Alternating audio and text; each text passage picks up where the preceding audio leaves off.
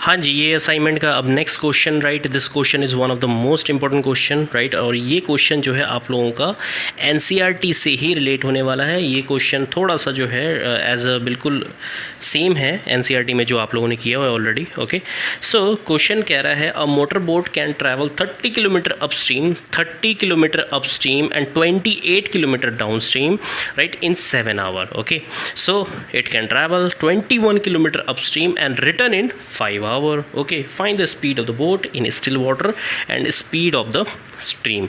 तो एक्चुअली मैं आप लोगों को एक चीज़ क्लियर करा देता हूँ।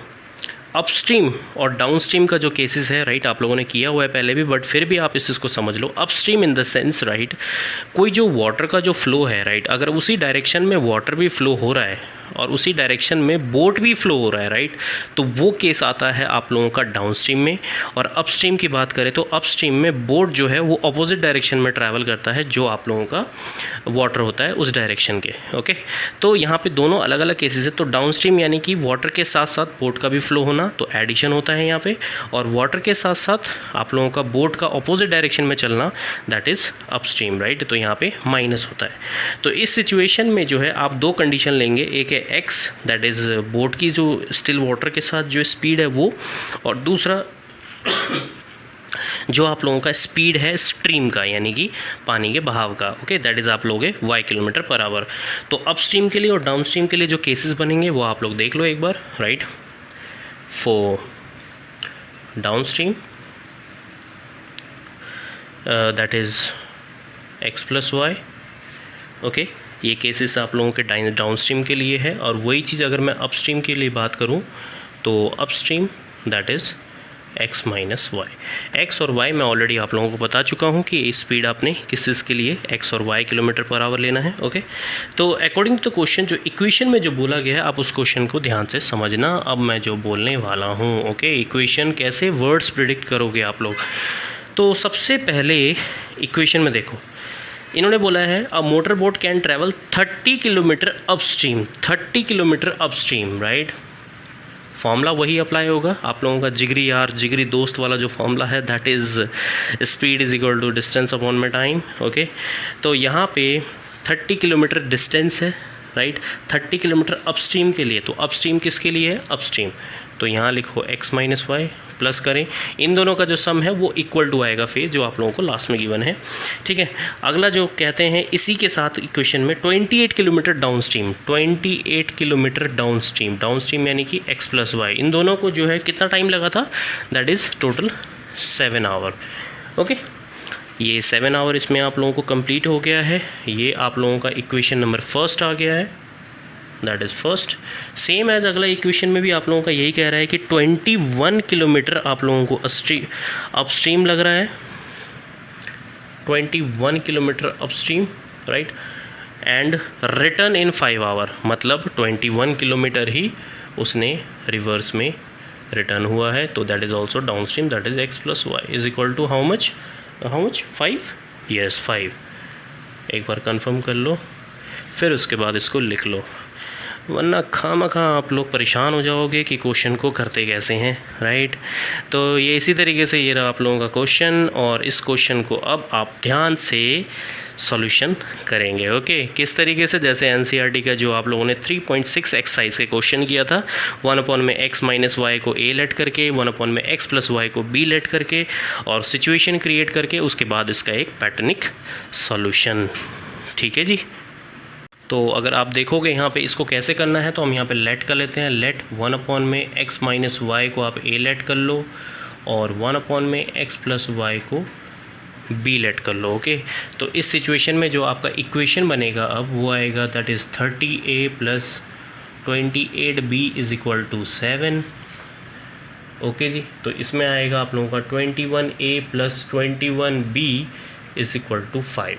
तो ये दो इक्वेशन हैं। ओके, इन दोनों इक्वेशन को आप इक्वेट करके a और b की वैल्यू निकाल के फिर x y में पुट करोगे। ओके, तो यहाँ पे थोड़ा सा इसको इरेज कर लेते हैं।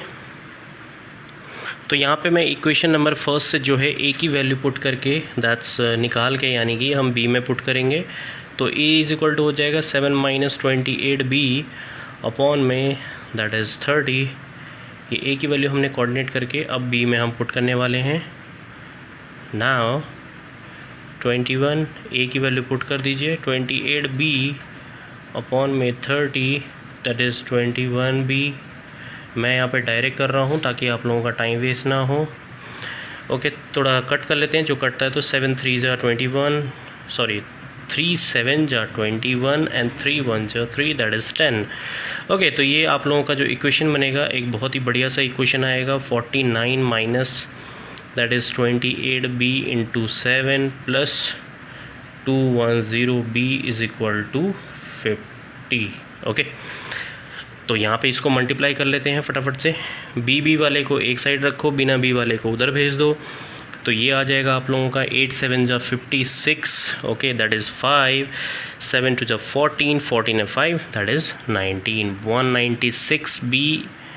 ओके, ये माइनस का है और ये प्लस का है, इज़ इक्वल टू 50 माइनस 49।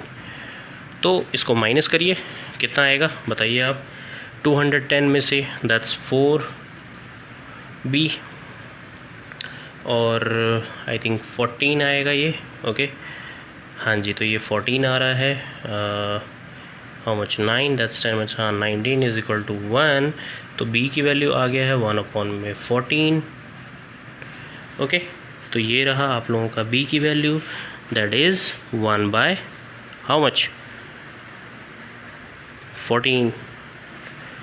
अब इसकी वैल्यू उठा के आप पुट करेंगे इस वाले इक्वेशन में, राइट।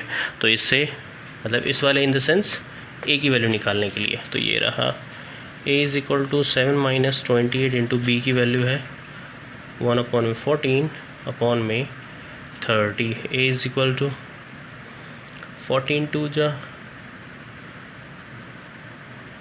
2 आ गया है, 30 आ गया है, ए आ गया है 5 अपॉन में 30। इसको कट कर देंगे तो 1/6 आ जाएगा, राइट। तो ये रहा ए की वैल्यू 1/6, बी की वैल्यू 1/14, राइट। थोड़ा सा मिरेकल कर लेते हैं और इसको इरेज करके आगे कंटिन्यू करते हैं। ये रहा जी इस भयानक सा क्वेश्चन का एक भयानक सा इक्वेशन। अब इसको करिए आप क्रॉस मल्टीप्लाई, राइट। मतलब मैंने क्या किया है, जो आपका ए और बी की वैल्यू जो आया मैंने वो पहले वाले जो आप लोगों ने लेट पोर्शन किया था उसमें मैंने इसको इक्वेट किया है। तो ये आ गया x minus Y is equal to 6, इसको ले लीजिए 3, और दूसरा आ गया x plus Y is equal to 14, इसको ले लीजिए 4। अब आप लिखेंगे यहाँ पे from 3rd and 4 we get what we get, आप देख लीजिए x minus Y is equal to 6, x plus Y is equal to 14, cut कर दें 2x इज़ इक्वल टू 20। तो x आ गया दोस्तों आप लोगों का 10, राइट। इसकी वैल्यू उठा के आप एक इक्वेशन में पुट करिए ताकि हमें y की वैल्यू मिल जाए इक्वल टू 14। तो y is equal to 14 minus 10, तो y आ जाएगा डेफिनेटली 4,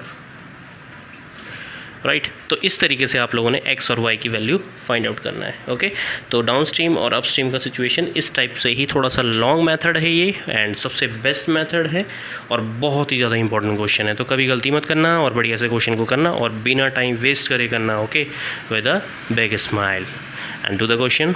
थैंक यू।